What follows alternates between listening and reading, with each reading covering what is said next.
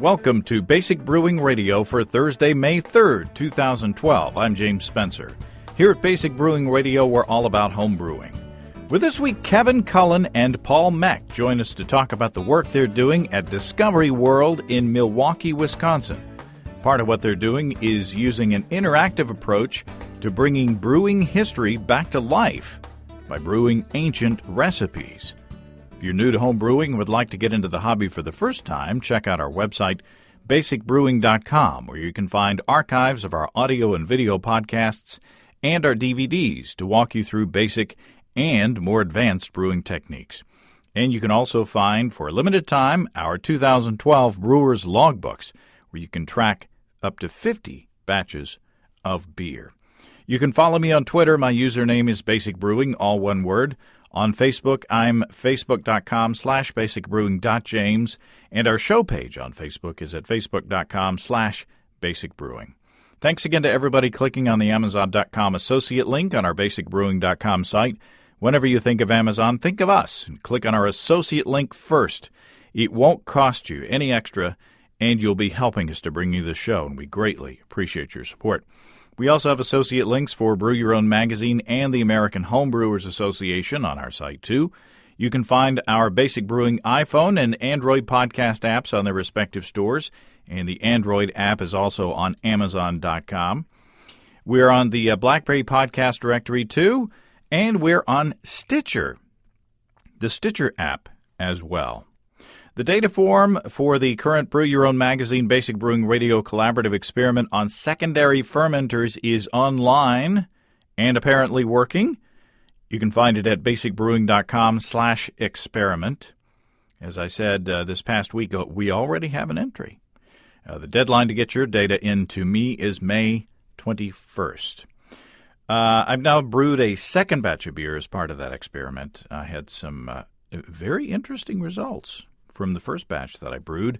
That was a Belgian amber, and this second batch is a hoppy pale ale to kind of stick with the rut that I've gotten myself into. It's either the Belgian amber or the pale ale lately. I got to brew something different. Anyway, I racked one of those two fermenters, primary fermenters, with the pale ale in it to secondary yesterday. Boy, it smells and tastes great, by the way. So I'll be watching to see what happens with that process, and I look forward to hearing what you are finding out as well. As you may know, we tend to take June off every year to take family vacations and to go to the Homebrewers Conference. This year, it's in Seattle, and we're really excited about that. Steve, Andy, and I have our plane tickets, and we're good to go. This year, my wife has moved up the family vacation a bit because we only had one snow day this year, so we can take off a little earlier. So the May 24th show is planned to be our last one before the break. However, we will be coming back on the air or on the internet, whatever, the week after the Homebrew Conference. So you'll only be without us for the same amount of time. So I'm saying all that because I always get email when we take off for vacation with panicked listeners saying, "Are you okay? Where's the podcast? It's Thursday morning." So just giving you some advance notice. The American Homebrewers Association's Big Brew Day is this Saturday, May 5th. The annual event is designed to celebrate National Homebrew Day. So get with your local homebrew club or a homebrew shop to see what they're doing and take part. I plan to drop in on the goings-on at the Home Brewery in Fayetteville, Arkansas. Last year, there were several batches brewed right there in front of the store. There's good news from Alabama. The Alabama House has passed a bill that would legalize home brewing in that state. The vote was 44-33, and the bill now goes for debate in the Alabama Senate. So congratulations to Alabama homebrewers for all the work that you did with that, and good luck in the Senate. You may need it. Contact your state senators and urge them to support legalizing homebrew in Alabama. Now, House Bill 354 would apparently allow homebrewers aged 21 and up to brew up to 15 gallons of beer or wine per quarter, or about 5 gallons a month. So it's not perfect. It doesn't live up to the 200 gallons per household per year that most of the rest of the country enjoys, but it's a start. And it's better than the restrictions that some lawmakers wanted to put on home brewers through proposed amendments to the bill. One of the proposed amendments would have required home brewers to be at least 60 years old. And another would have required brewers to obtain a license and pay an annual $100 fee. And yet another would have limited home brewing to 15 gallons a year and made it a felony to brew more than that. So, count your blessings, I guess. So good luck, you guys. The fight's not over. It's got to go through the Senate and be signed by the governor before it's legalized. Please keep me posted on the progress of the legislation going on down there. You guys are my ears and eyes. So I'm so inundated with email and social media and such that sometimes it's hard to sift through the all the information that's coming through. So I appreciate you guys' help. Speaking of getting good stuff from listeners, good information from listeners, a little while back I got an email from Michael Henderson from Milwaukee, or at least around the Milwaukee area. He was really excited because he had attended a brewing session at Discovery World there in Milwaukee. There they brewed an ancient mead recipe. And it turns out that mead was part of an ongoing series of historic brewing sessions there at Discovery World. So I was fascinated. So I gave Kevin Cullen and Paul Mech of Discovery World a call. Well, Kevin Cullen and Paul Mech, welcome to Basic Brewing Radio. Thank you. Thanks for having us. Pleasure to be here. Now, let's start with you, Kevin. You're up there at Discovery World up in Milwaukee. Tell us about the museum. Right. Well, Discovery World is an organization kind of not like many others that I've certainly seen in the museum world. It sort of tries to be an unmuseum in some ways. But if you were to categorize it, it would be a science and technology museum meets an aquarium. We're built on Lake Michigan by the art museum, the Calatrava. And it's been around for 30 years. In fact, this year, it's kind of a coalescence of really where the idea of hands-on museums come together, meets the environment and innovation, and so those are the major sort of themes of the organization. So with very unique exhibits, 9 laboratories and studios, and two digital theaters, we have great conference spaces, and it's just really at the doorstep to Milwaukee, both past and present. It certainly was in the past. It was called Pier, Wisconsin, where the early immigrants to Milwaukee in the 1840s would actually offload. And ironically enough, they would walk down the pier to the mainland, and there was a brewery there located. So one of the first breweries in the state of Wisconsin, in fact, was a stone's throw away from here. No longer there, but that's another story we can get into down as we move forward. But my colleague Paul Mech here runs and oversees the Thirst Lab, the Miller Coors Freshwater Thirst Lab, which is where we also have our one-barrel brewery. But I'll let Paul talk about the lab and introduce himself. Yeah. Well, thanks.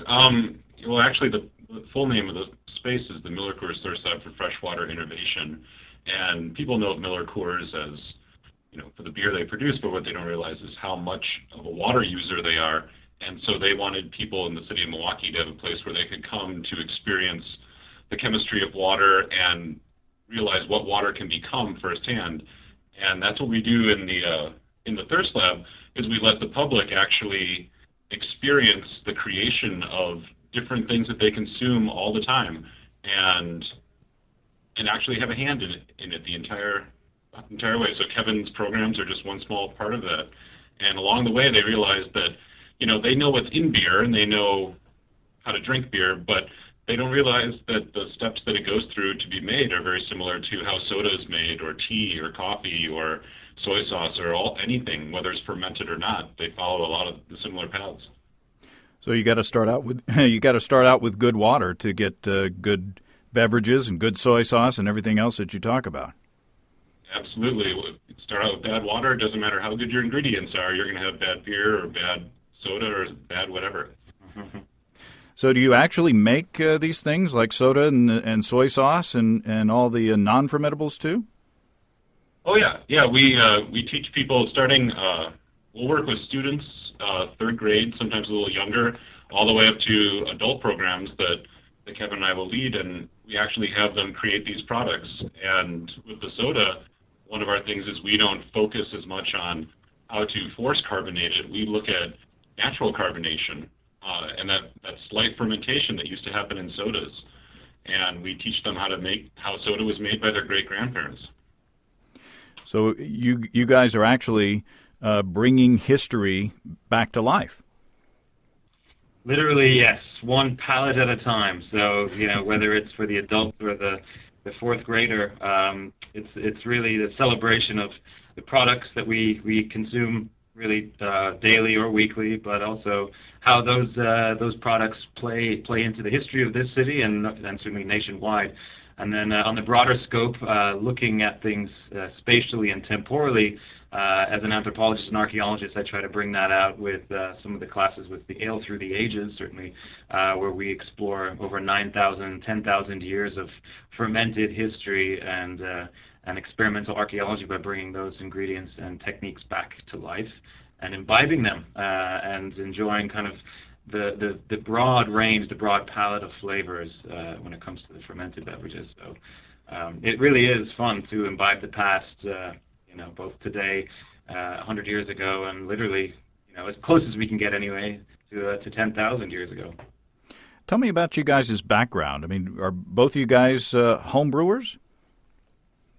I did. I started off as in Madison, University of Wisconsin, as an undergrad in the 90s, and I started brewing there with my older brother, and then was dabbling in it on my own until really graduate school. I got serious about it in terms of the academic perspective, and that was really where my advisor in grad school, Dr. Bettina Arnold, in fact, we just did a program recently with her for Iron Age brewing.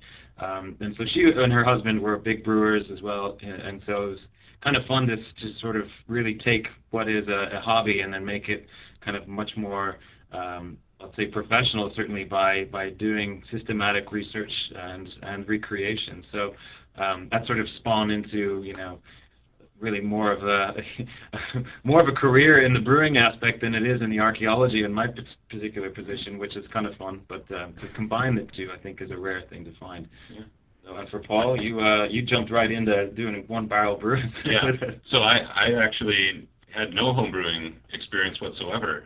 I was certainly interested in how it was done, but until I started interacting with Kevin and his program, I never actually had tried brewing beer myself. And so I started out with it just by working here, and one of the programs that he was doing, and it eventually became incorporated into the space that I'm overseeing. But sometimes I have a biology and a chemistry background, so it helps that sometimes I can understand why the yeast might be doing something or why we get certain flavors and explain that to people. But I'm envious of Kevin for all the experience he has. And as Kevin said, I'm working from the top down. So the first time I ever tried brewing beer was on our one-barrel system. Well, that's a good place to start, I'd say.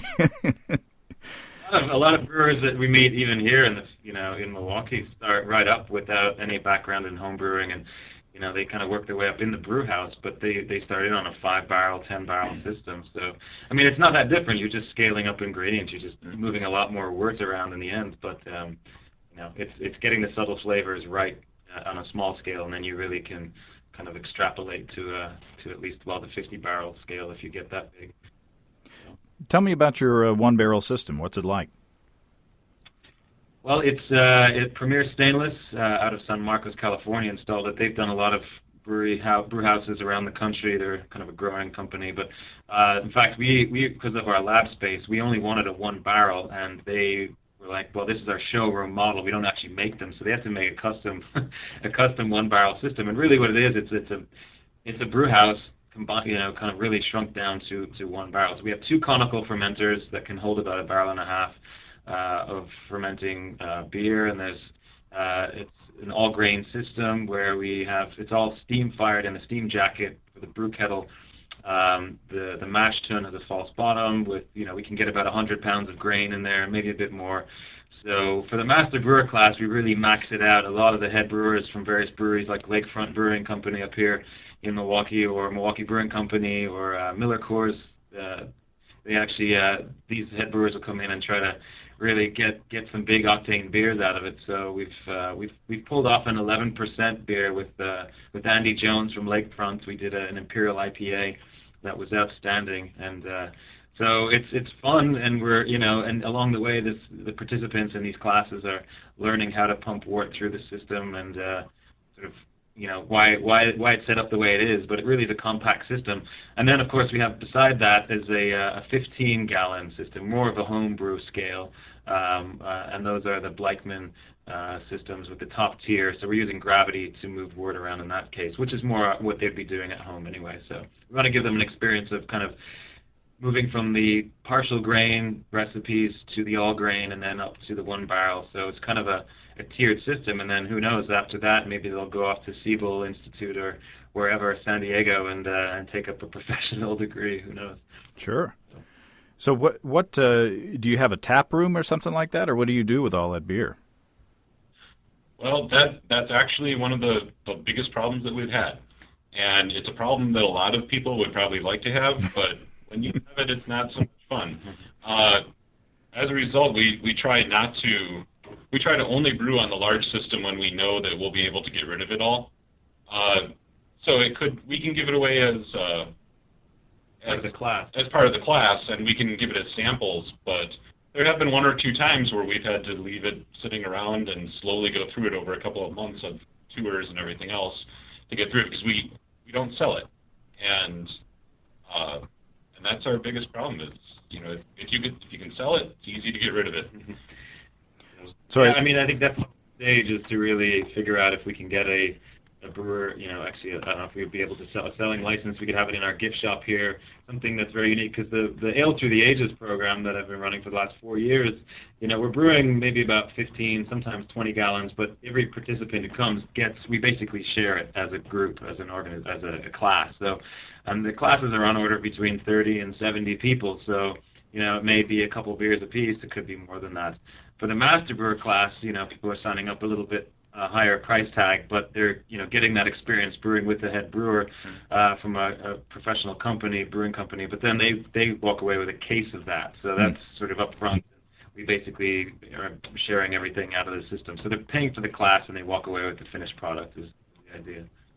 So I assume that you get a kind of a different makeup of demographics in these classes. I assume that in the master classes you probably get experienced home brewers, and in the other classes you get kind of newbies?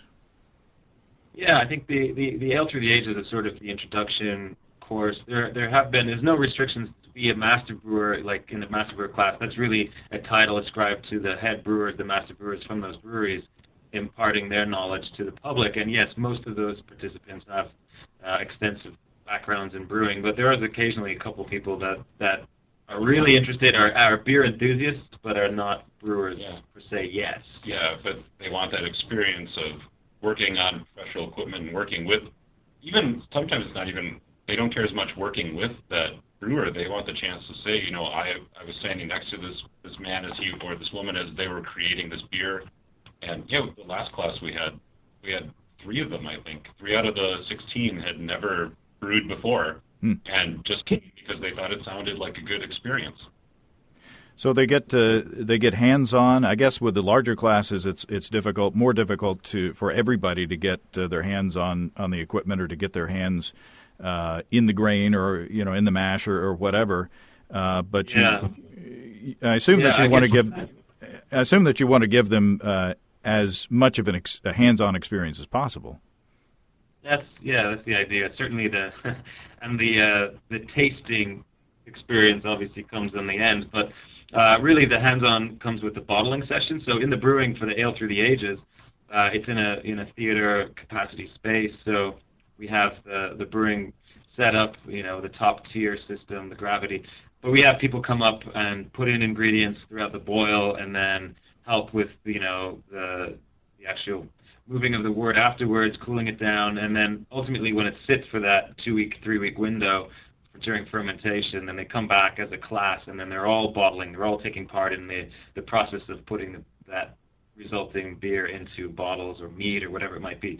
So that's really where they get the hands-on experience and then get to sit with it for and let it age as long as they want, depending on the recipe. So yeah, that's been a really fun experience, and just to see this kind of core of enthusiasts building in this region. I mean, there's people driving a couple hundred miles sometimes just for these classes, which is pretty exciting, you know, all the way from Madison to come here, La Crosse. It's around the state, some from Illinois, across the border. So it's definitely one of those unique spaces that the Thirst Lab to have that gives the public that opportunity to work with professional equipment, but also professionals, and step their game up a notch, but then get a flavor that they probably would never be able to buy anywhere on the shelf, especially if you're dealing with a 2,500-year-old braggot or a mead that's just as old or something completely different. So, yeah, you are an archaeologist. How do you sort of dig up these recipes, or how do you research these recipes? Yeah, I guess part of it there are some kind of esoteric journals out there that some scholars in the past, let's say 50 years, have been doing some work on this, and it's really the field of archaeometry, so the chemistry of archaeology, and that's where particularly they're found in burial context. So we're really looking at mortuary records around the world where a field excavation has taken place. For instance, in China, the oldest alcoholic beverage known comes from the Henan province of China and at the site of Jiahu. And so it was Patrick McGovern, really, who's a pioneer in this field of ancient fermented beverages. He's at the University of Pennsylvania. And you may be familiar with Dogfish Head and their collaboration. So Patrick McGovern's research informs a lot of the work that I do, and I kind of am using a lot of that information to then extrapolate what those ingredients are best suited to be here to be able to brew that. So there's some of that's out in the published material.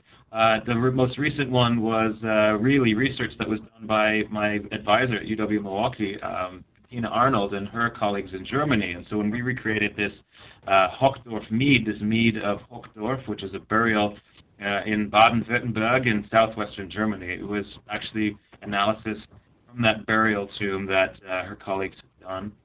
And so we, from that, there's palynological research. That means looking at the pollen found in some of these residues. So it's residue analysis that's been done over the past couple of decades, and more recently to then extrapolate, well, what ingredients we're growing then, what ingredients can be best suited to mimic that flavor if it's not an absolute match. But then the wild card is always the yeast and what yeast strains you can get today on the market, or if you try to create your own. For instance, we did an Egyptian beer over the winter, and we used the wild yeast found on the dates. The dates came from Tunisia, and so part of it is sort of explaining how, the yeast, that's floating around in Tunisia is probably similar in terms of a species than would have been around during the Egyptian times. Now, of course, it modifies, but it's generally speaking Saccharomyces cerevisiae, with some modifications of probably Brettanomyces and some other wild-born yeast. So I like to use various yeasts as well to sort of show the public about how yeast will affect flavor and fermentation. And so I like to use two different types in each batch that we do. So you get two different flavors based on those yeast strains. So it's a lot of research. It's a lot of diving into old textbooks and published papers that are out there, as well as on the ground kind of intuition as a brewer, but then also as an archaeologist to kind of figure out what would be appropriate for the time and the equipment that would have been used. So do you actually split the batch and pitch one yeast in one side and the other yeast in the other?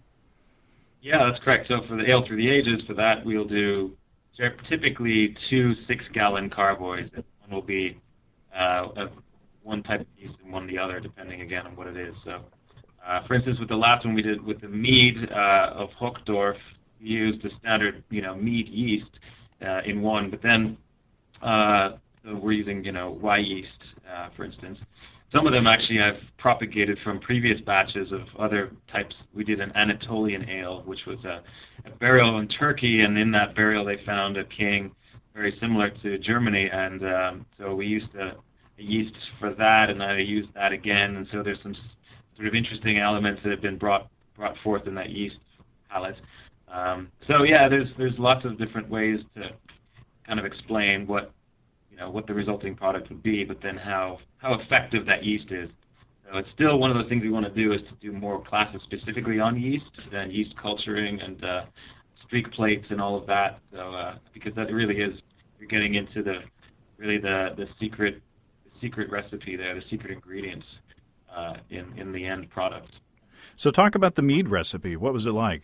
It was quite delicious. In fact, I used, based on the pollen research that came out of the residue of this, there was this cauldron, for instance. Right? Okay, it was 2,600 years ago, buried with this king in Hochdorf, and the cauldron could hold up to about 500 liters of mead, which turned out, because they found in the desiccated remains this big, thick deposit on the bottom of this cauldron, this bronze cauldron, that was essentially the ceremonial feast of this chieftain, this Celtic chieftain.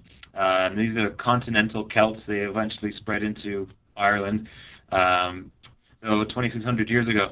In that analysis of the residue, it was determined that there was at least 60 different plant species that would have been there, or pollen types. Now, the pollen was likely from the bees that collected the flowers of those plants. So to say 60 different plants went into that mead is probably not true. It's probably more like the flavors of 60 different flowering types of plants was a result of the mead or the honey that was collected and then ultimately fermented. So the two primary ingredients, the ones that would have overwhelmingly been, statistically overwhelmingly present, was thyme, wild thyme flowers, and also meadowsweet. And meadowsweet's often found throughout the world in various forms, in various alcoholic beverages across continental Europe and beyond. So meadowsweet and thyme were then added. We used the leaves of that, but with honey that was actually locally grown or locally collected wild honey. So we didn't get German honey, unfortunately, but we found honey that was locally collected here, and that was from the Urban Apiculture Institute, which is a local organization that actually does urban beekeeping. So they donated a lot of honey, and so for that we used 30 pounds of honey. For a 12-gallon batch, it was 30 pounds of wildflower honey. We added a little bit of barley based on the residue analysis, a little bit of Viamen smoked malt, and so that it's not quite a braggot at that stage. It's only a minor amount, so it's about 3 pounds of that. And then thyme and meadowsweet were added very late in the. It wasn't even boiled. We didn't need to get it up to boiling. Likely these meads were not boiled. In fact, they're antibacterial to begin with in honey. So we just got it up just below boiling, and then added the thyme and the meadowsweets late in that process. So the result is really, and fermented, of course, then with, as I mentioned, a mead yeast in one 6-gallon batch and then a lambic yeast in another to bring out some of that kind of Brettanomyces wild kind of yeast flavors. The result is really a delicious, flowery, kind of earthy mead, very sweet. It kind of left it. It was a short fermentation period, so I'd like to have left it longer. But given the class turnaround, they come back 2 to 3 weeks later. So ideally, in the mead, you want to let it age for a good, several months. So. Yeah, what kind of character? I imagine I could predict what you would get from the sweet mead, but what did the lambic yeast do for the mead? Yeah, it gave it obviously kind of it wasn't quite sour, pie, cherry kind of flavor, but I think it pronounced, some of the, wild lambic flavors you get out of Belgium. So, it is slightly tart, but you're also getting some of the thyme itself gives it that kind of floral, herbal sort of flavor. So that, I think, was the dominant palate, but then you get the subtleties of the lambic that's definitely different from the the mead yeast. So a little bit more funk, let's say, in the lambic, and something a bit more sweet and dry in the mead yeast. So. Do you think the flavors in the lambic will continue to evolve over time? Oh, I'm sure. Yeah, that's one of the things we like to monitor too and keep track of that. Everybody walks away with a couple of those apiece, and so they get to try them. But yeah, hopefully, it'll change, and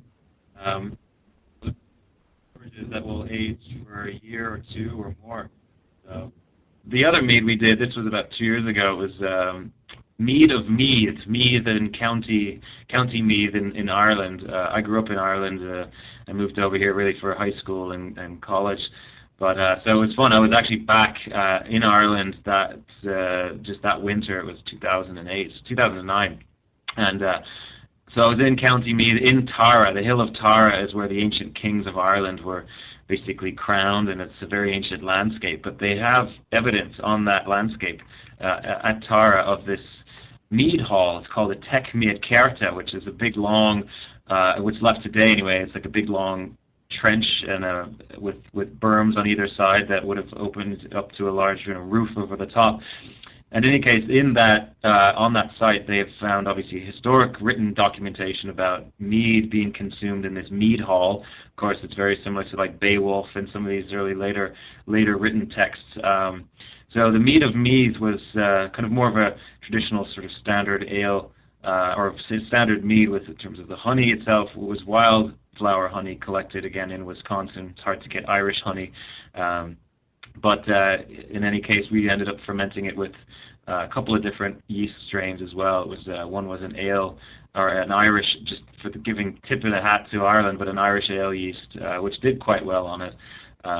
And then a mead yeast as well, but adding a little bit of peat smokes barley. That peat smoke, I'm sure they probably were adding various types of malt as well into it to become kind of like a braggot. And so that's 2 years aged, and it's fantastic. The braggot actually is very interesting. When we did it was Bronze Age braggot, and that was December of just last year, 2011. And braggots, for those out there who don't know, it's obviously a combination of really a fermented malted beverage with honey added throughout the process. So in this case, this is a legitimate archaeological recipe based on, again, residue analysis found in a birch bucket found in a burial of a young lady actually in Denmark and it dates to the Bronze Age, which is about 1500 to 1300 BCE. So we're talking 3,500 years ago, and bog myrtle was one of the things that we added to this. Bog myrtle is sort of like it's Marcia Gale or Sweet Gale. You can sometimes get that in homebrew supply shops. Meadow Sweet was also found in the residue. Meadow Sweet, again, is kind of found cross-culturally in many fermented beverages. And then the interesting part was it was also cranberries and lingonberries were found in this beverage. So it was the recipe for that really involved Weyermann, so a dark wheat malt with some standard malted barley, and then clover honey. So it was almost a half and half recipe of honey to barley. And then boil additions were the bog myrtle and then meadow sweet, and then cranberries and lingonberries were added as well, just late in the boil and then in secondary. So that's a very interesting kind of a tart, unique flavor of a concoction of a braggot, which is fun to kind of play around with those ancient recipes as well and see how they turn out. Wow. And now you've done, you say you've done around 25 different ancient and historic recipes? Yeah, so that's it. I have to go back. It's on my blog, actually, the Distant Mirror Archaeology blog. It's Distant Mirror, as in looking into the past. That's where the idea of a reflection of yourself is the mirror. So the distantmirror.discoveryworld.org. In fact, all of these recipes and research and content is online, so you can download that and check out some of the other things we're doing with brewing history tours as well. So yeah, I could go into many, many different recipes and how we come up with them, but ideally it's extreme brewing. It's opening up new flavor palettes and getting people to sort of realize that there's many ingredients out there that you have been brewed throughout antiquity. And Reinheitsgebot is, as great as it is, certainly limited and probably for good reason in its time, why they were putting restrictions on what you could put in beer. But it certainly has affected our current certain amount of types of beers that are with us today. Now, home brewing and craft brewing industries are sort of reinvestigating those earlier flavors. So this is just one element of that as well in terms of the archaeology. We like to say that Reinheitsgebot is a 4-letter word.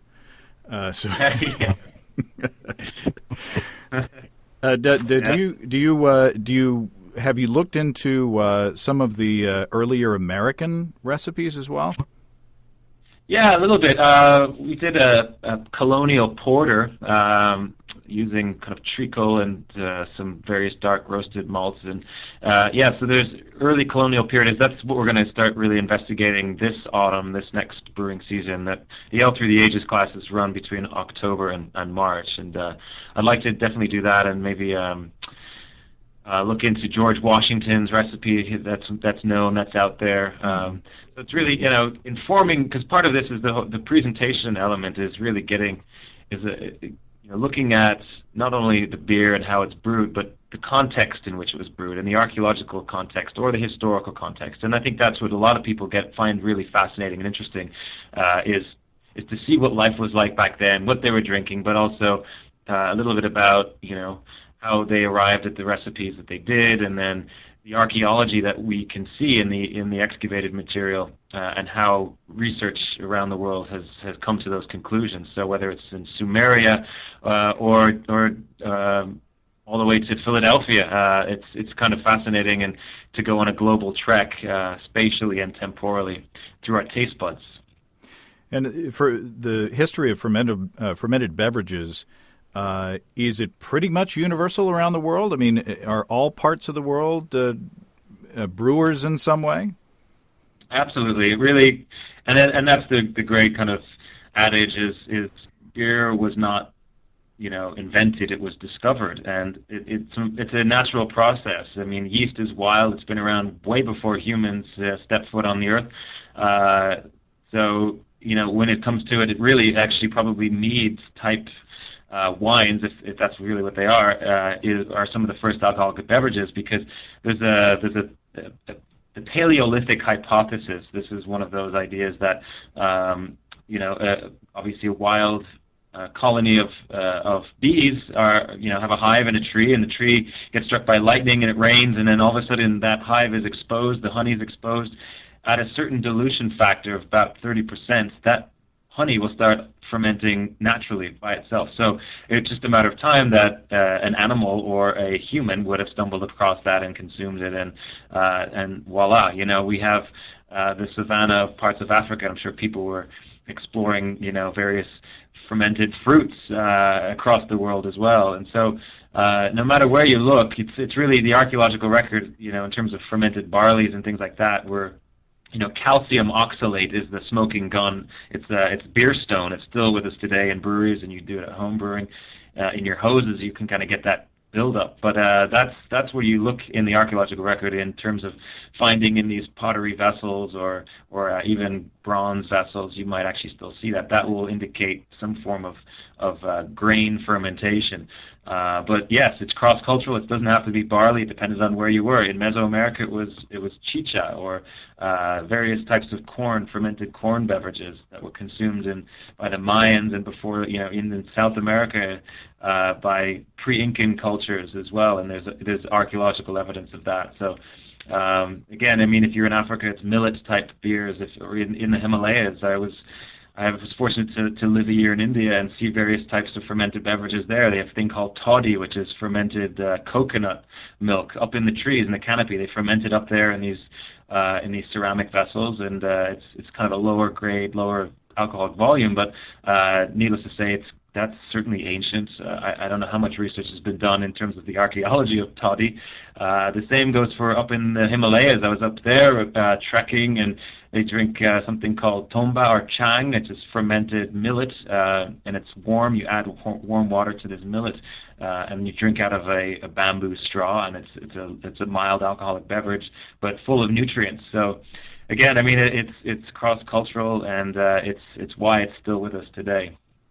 And I imagine you could use these recipes as you find them as kind of indicators of kind of a timeline of when cultures met each other and shared ingredients and recipes across cultural lines. And, it's kind of sparks my imagination that you could see, like, for instance, the use of hops, where those originated and how that came across time. And I would imagine there would be other ingredients that you could kind of trace through time and across space through history as well. Yeah, absolutely. That's a great point. And with in terms of just barley and then malted barleys or wheat, for instance, there's different types. Of course, the 2-row and the 6-row in terms of the barley.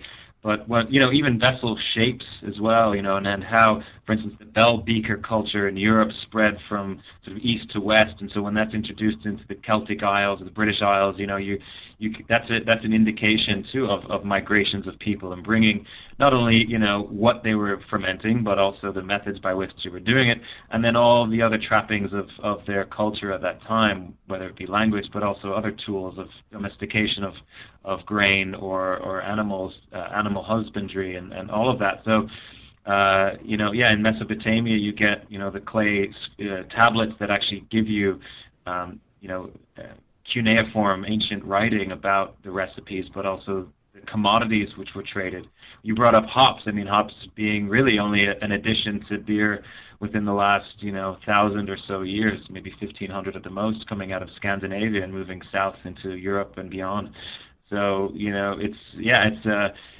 are very kind of their indicator ingredients if you know what you're looking for and you're doing proper analysis, and it really takes kind of a chemistry background, but an archaeological inquisitiveness, I think, too, to tease these elements apart. So I think we're just on the cutting edge of that, and I think hopefully the Thirst Lab here in Milwaukee can kind of help articulate some of that, certainly, and then give the general public who have no background in archaeology or chemistry at least an insight into kind of the diversity of fermented beverages, but also an appreciation really for where they come from and many, many diverse flavors throughout the world. So it's important stuff. I would say so. I mean, if you can't tell already, I'm a pretty big beer geek, but more so an archaeological geek too, which combining the two is a fun endeavor. Well, this has been fascinating, and I could go on even without sipping a beer. I could go on talking about this for a while longer, but you guys have been very generous with your time, and I hope that that would make a fun field trip to go up there and take part in one of those classes. Definitely, yeah. Check out the website, distantmirror.discoveryworld.org. Otherwise, there's these historic brewery tours too. They're people. It's not just about what was fermented around the world, but right in their own backyard. And Milwaukee has been home to over 120 breweries over the last 130 or 175 years. And there's many more on the horizon as we speak. So finding where the roots are, I think, connects us to not only the past of our city, but the future of the economy of the craft beer industry, which is fortunately gaining stronger and stronger momentum. Yeah, we're on an important time in history, I would say. The craft beer is exploding, and I think that it's just yet another chapter opening up on the whole story. Yeah, it's true, and we're realizing that it's actually there's antecedents, there's a precedent in the 1860s, when there were, at least in this town anyway, over 3 dozen breweries operating at the same time. So we're kind of getting back to our roots, as it were, in terms of 19th century small craft beer in locally brewed towns for an appreciative population. So we've come out of the Prohibition era and the macro industry, and now we're sort of entering again, like you said, that new chapter, but a rebirth anyway of our 19th century American brewing history. Awesome. Well, I appreciate it. I'm glad. I'm glad that Michael Henderson, our listener, sent me an email talking about his experience. He was really excited about it. So I hope that we can show some more people toward your direction. Then, thanks, Kevin. Thanks, Paul. Cheers. All right. Thanks again to Kevin and Paul.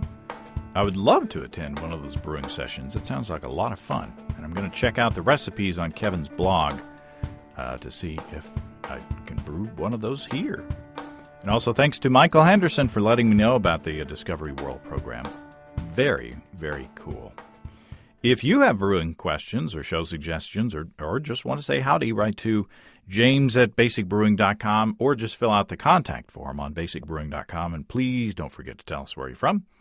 Be sure to check out our DVDs, Extract Brewing and Partial Mashing, Stepping into All Grain, Low-Tech Lagering and Decoction Mashing, and Introduction to Wine Kits.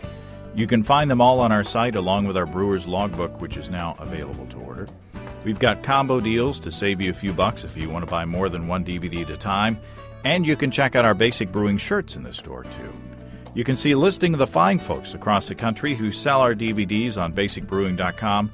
And if there isn't a vendor in your area, you can order them online in our online shop at basicbrewingshop.com. Thanks to everybody who's continued to click on our Amazon.com link. We appreciate the support there. Our featured products this week that were purchased through the link are set of 3 praying mantis egg cases and 16-ounce ragtop vinyl protectant. Thanks again, everybody. Remember, I can't tell who bought what, so no worries there.